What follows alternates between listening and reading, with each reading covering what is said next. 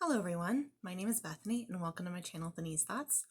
Today I am really late to the game. The last couple weeks have been really intense and there's been a lot going on happening in our world, and Black Lives Matter made me refocus my energy on everything that I had planned and kind of taking me to make a step back on what I was planning to do this month. And so I'm late to the game, but I am announcing that I'm going to be joining the Olympic Games Readathon. Olympus Game Readathon is hosted by Ishi, and her co is hosted by Ali, Sasha, and Nicole. I'm sorry, I don't know their channel names, but I'll link them all down below. And I'll also link down Ishi's announcement video that explains all of the prompts and all of the things. The Olympic Games Readathon is based on the Percy Jackson series, which is delightful.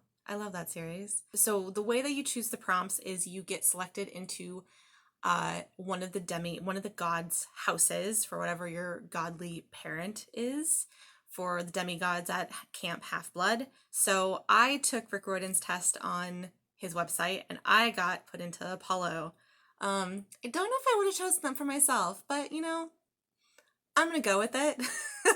I think because there was a lot of music related questions and I think I picked a lot of them. I have quite the TBR planned, and I'm not gonna lie, I don't know if I'm gonna get to all of it because I have a lot of other books that I wanted to get done this month. So, which I'll mention at the end. So, but this is what I have planned for the Olympic Readathon. So being a part of Apollo's house, my challenges, well, I'll go through them and then I'll list what I've chosen for each one, like normal. The first challenge is healing. Read a book that will make you happy. And I decided to choose Worst Best Man by Mia Sosa. I know that I've wanted to read this book forever. It's been on BookTube for a while now. I think it came out last year and have not read it yet. And I think it's gonna be great. There's interracial romance. She gets dumped on her wedding day and by her fiance. The fiance's brother is the one that breaks the news to her. And then I think a year or 2 years later, is it 2 years or 5? Like few years later, she runs into the brother again. And so things happen. I've heard really great things about it. I think it's going to be fantastic and I'm really excited about it. The next prompt is, as the god of prophecy, pick a book that you would that would be a 5-star read. I really don't rate very many things 5 stars. I'm not gonna lie. I'm quite the harsh critic. Or maybe I'm a realistic critic. I don't know. I have been wanting to read this for forever. Let me actually grab it. So if you happen to catch my history of my bookshelf challenge that I posted maybe a few weeks ago, I went on and on and on about a certain book called Ella Enchanted by Gail Carson Levine, because it's one of my favorite books of all time in life. And there's a prequel called Ogre Enchanted by Gail Carson Levine that came out last year, or maybe even 2 years ago. No, it hasn't been that long. I hope it hasn't been that long.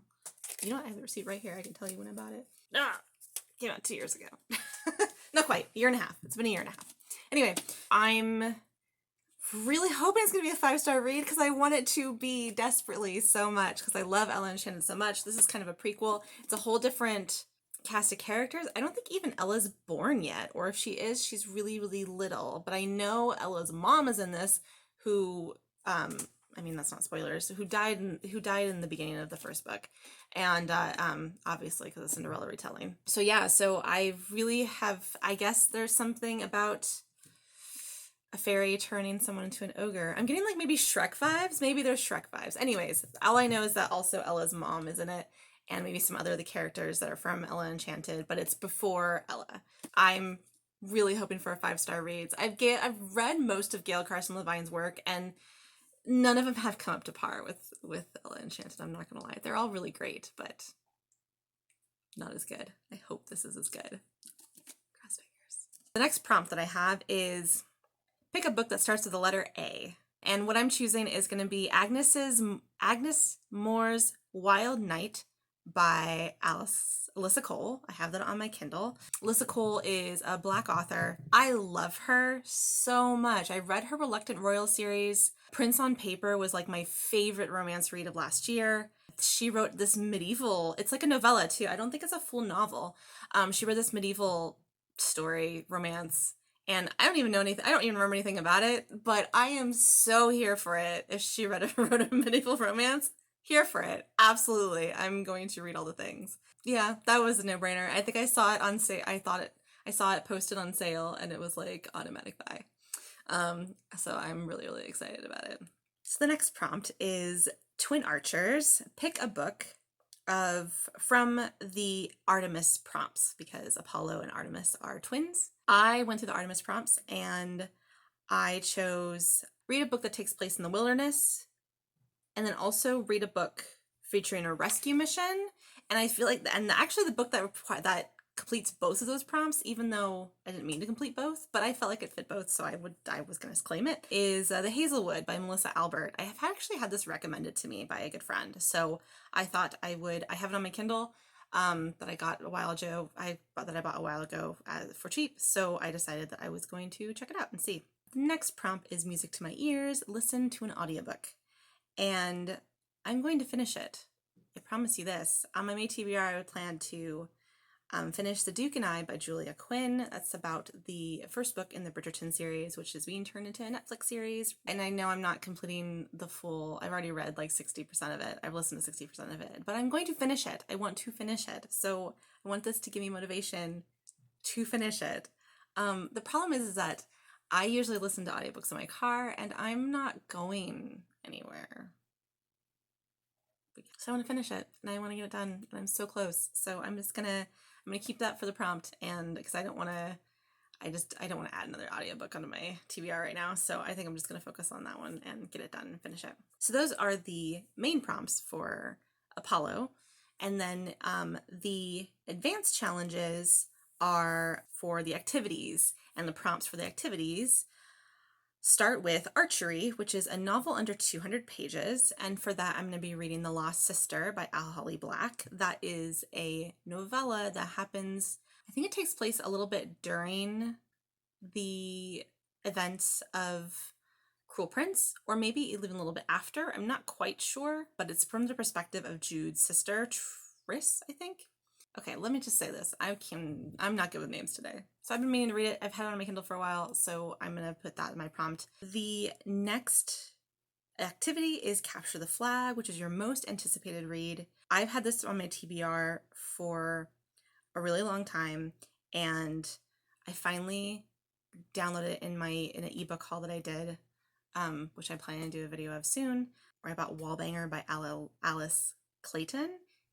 Like, just the name and just the cover, like, it looks really steamy, it looks really hot, and I've seen people, it's been out for a while, and I've seen people talk about it a lot, and I want it to happen, and I want to read it, and so I can be in the know. All I know is that I believe it's about neighbors and thin walls, and I am here for that. The next activity is Climbing the Wall, which is reading a next book in the series, and for that I decided to do something themed. That's like part of the Percy Jackson series, because I'm actually kind of behind. I mean, I read Percy Jackson a while ago, and then I read Here's Olympus a few years ago, and I still haven't finished Trials of Apollo, which I read the first book, and I really, really liked the first book, and then I didn't pick it up again, because the problem with Rick Riordan is that when I pick up a Rick Riordan book, especially from the Percy Jackson series, I could not put it down. They usually are glued to my hands, and because of life, it's hard for me to pick them up, because I know I can't put them down. But I decided I'm going to go ahead for this challenge and use the second book of the Trials of Apollo series that is called The Dark Prophecy. And the Trial of Apollo series is that which I think is also fitting because I'm in the Apollo house, is that Apollo gets punished by Zeus and turned into a human, and to become back to his godly form, he has to complete some challenges and some tasks and make it worth it, because Zeus basically thinks that Apollo's getting a little bit too big for his britches, and he is. He's like super egotistical. He's a very unlikable character of Apollo. The first book was really delightful. I really, really enjoyed it, and so I'm really, really excited to continue with the rest of the series. I'm gonna have to at least skim through the first book, because it's been a hot minute since I read the first book. Next book in the series, exciting times. The next activity is Pegasus Writing, which you read a book in the last 5 years. And for that one, it's also actually going to be a series read. And that's going to be Seeker by Veronica Rossi. This is a second book. I think it's the Writers series. Writers was the first book. Secret's the second one. I read Writers and I really, really liked it. And I just didn't have a chance to read the second one yet. Veronica Rossi, not to be confused with Veronica Roth, because I can confuse them both all the time. But I really like Veronica Rossi. This is like an apocalyptic type of situation going on. And in Writers, like, things happen. And so I'm really excited to continue to read the sequel and figure out a resolution to everything. As they're trying to defeat the 4 horsemen, the apocalypse. Yeah, it's super good. I don't want to give much more than that. There's like a girl and I think like 2 or 3 teenage guys, and they're on a mission to stop the apocalypse. And that's it from Olympic Games Readathon. I'm really excited to be joining, and I really hope I just really hope I read everything, man. I read 12 books last month, which is pretty good for me. I mean, 3 of them were graphic novels, but I think that was pretty solid. I'm trying not to get daunted, and I'm trying to stay focused. Because, yeah, I want to read so much things. So you probably see me holding Twilight here. For the rest of my June TBR, there's only like a few that I'm just going to mention. There might be others that I might add on later, but these are the ones that I really, really want to try to get finished and done. Twilight being one of them. I mean, I don't know if it's going to be a full reread, but I'm definitely going to do a thorough skim reread before Midnight Sun. I'm not going to lie, I'm probably only just going to read Twilight. I don't think I'm going to read the other books. The series is problematic. I know that. How it treats Indigenous people is definitely not great. And I have a great donation link for that I can link down below, that Reading with Cindy recommended for donating to Indigenous tribe. I can't remember the donation page, but she linked it, and I felt really strongly about it too, considering I'm reading this. So I figured I'll link that down below, and you can check it out if you'd like. What can I say about Twilight? I don't like vampires. There we go. I said it. I don't like them. I've never liked them, and I don't like her version of vampires any more than I liked any vampires. Why? Well, when I first started reading vampires, like you do, I think anyone starts reading about vampires when they're like a preteen, pubescent. Maybe it was just me. But I went through a very brief phase of vampires. And when I realized that the trope was always going to be the girl was always going to choose the vampire guy, I just kind of got over it. And I was like, no, because I would never choose to become a vampire. Ever. Never. I do not want to live forever. I do not want to live with your cold, blood-sucking body. Like, I don't, no, ugh, no, sounds terrible. I don't want it. Don't find anything romantic or sexy about it at all. Like, I literally went through like a very brief, like 13 to 14 brief vampire reading phase, and then I was done and I was over it. And then Twilight came out when I was much, much older. I must have been, I was like 21 or 22, and I remember reading them voraciously. And I did like the series. It's fine because it's different enough that they're not really vampires. I mean, Stephanie Meyer just kind of made up her own thing. There are problematic issues with it, and the writing isn't great. I definitely acknowledge that, but it's a decent. It was a well-told story. It was a well-told story, and sometimes the writing doesn't have to be good to be a good story, and it was that. But I didn't like the other books in the series. I liked the first one. The first one was my favorite. And because I don't like vampires, I was Team Jacob, even though I knew Bella was gonna end up with Edward. Like, it was like, I knew that, but I still would never choose a vampire. So I really only just want to read Twilight, just so I can feel like I can follow along with Midnight Sun better, because I think Midnight Sun is just really going to follow closely with Twilight. I don't see, I mean, from the excerpt that we got years and years ago when she originally started writing Twilight, I think that was I don't think she was going to foray into the other books. And if she does, I don't know if I'll get them. I just want to read Midnight Sun because when I initially read the excerpt way, way, way back in the day, it was the best written thing that she had ever done. I'm not gonna lie. The excerpt that the rough draft that she showed, that she posted, was the best written thing she had ever done. And that's why I want to read the full thing. But I don't have really much interest in reading the rest of the series. I'm good. She becomes a vampire. That's all I need to know. And that's what I have to say about that. Beautifully Bookish Bethany, which I can link to channel below, is doing a read along, I think June 20th. She's doing a live show about it. So I definitely want to try to read it before then so I can follow along. And then I have already had my pre-order for Midnight Sun. And the next book that I wanted to actually read in May when it came out, but let me tell you, it's been, quarantine life and buying in bookstores has been rough. And I'm trying to buy local. So I didn't get this. Well, it's a really long story. I'm not going to go into it. Basically, I didn't get this in time. It still hasn't arrived. But then I just decided, my husband very, very sweetly wanted to support me and my channel and went and bought the book for me. So that is the Ballad of Songbirds and Snakes by Suzanne Collins, the prequel to the Hunger Games series. I've been really excited about it. I've been really wanted to read it. I was hoping to read it last month, and that didn't happen because I didn't get it in time. I still haven't gotten it until now, which wasn't my original order. Anyway, I've been like avoiding reviews and spoilers like they're landmines on the internet. So so that's one of the reasons I want to read it soon, is just so I could be like, okay, now I doesn't have to get spoiled for me. I can judge it for myself. Reviews have just been spotty. They've been all over the place. People are either saying they love it, or people have been saying it's very disappointing. So I don't want to read any of the reviews because I really just want to read it and judge it for myself. That's my plan. It's kind of a beast of a book though compared to Hunger Games series. Like, I mean, I can pull out my Hunger Game trilogy right now. I mean, look, it's about the same as almost the two books combined. I just know how much she has to say about Presidents Now, but we'll find out. I have really high hopes. Well, not high hopes. I had good expectations, and I hope she follows through on good expectations. That's my hope. The next book that I want to read this month is going to be Queen Move by Kennedy Ryan. Two book clubs of mine are going to be reading it. One of them is Ravished by Romance, which is by Peace Love Books and Lacey's channel. I can link them down below. Ravished by Romance, I think, is what their book club's called. I think Sarah does it too, but I think she's in a Bookstagrammer. So they're doing it. And then my Christina Lauren book club Facebook group book club is doing it as well.